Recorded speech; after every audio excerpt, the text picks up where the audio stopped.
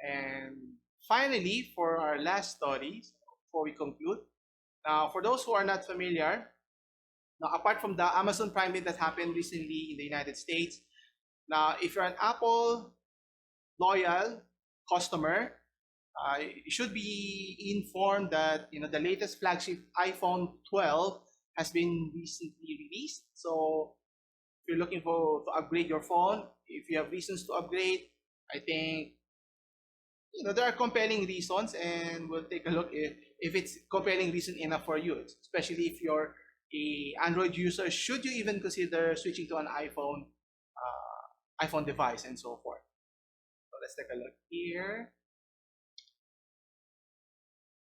And with their launch, they've saved the best for last. So in terms of the iPhone 12, it has several lineups from the smallest to the biggest, and not much there's no much bigger than the iPhone 12 Pro Max, right? And in terms of the article states here that the biggest jump in terms of camera features or what it provides would be a compelling enough reason for many Apple consumers to, I think actually I would switch to a new iPhone here.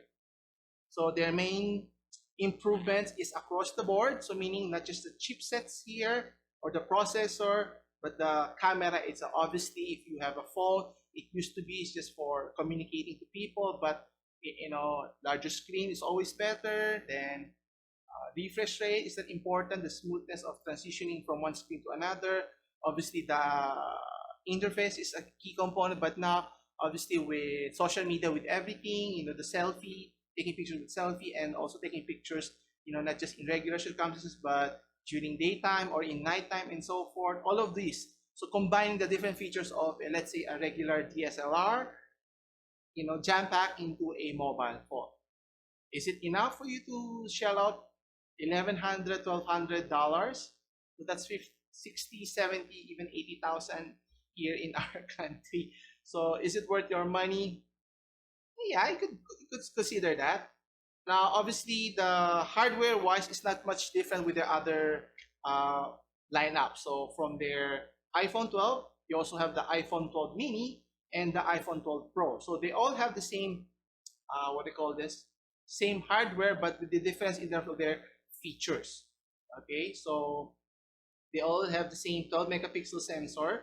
The other one has ultra wide. The Pro has a telephoto camera. So again, it's geared towards to taking pictures. So if you like taking photos, I think this is the phone for you. And they're also boasting this, they call this the new 711. It's an f1.6 stop lens. So it has a wide camera angle, and also it can capture more light in low light setting. So meaning, even in dark areas or not well lit areas, you can still capture great photos here. So if photo is your primary concern here, I think Apple has covered you here as well. So they're stating that the ISO setting in low light, it got us, 25% much better compared to the iPhone 11 here. So it's an improvement here. So as mentioned, the software here, we're talking of the A14 Bionic processor. So they make significant improve here. So in terms of using smart HDR3, computational photography pipeline, so meaning in terms of taking pictures and what you see as the end product, they would enhance it with the use of AI and such. So they're claiming that there's improved performance as well as in night mode. So you can use it in ultra wide as well as selfie camera as well.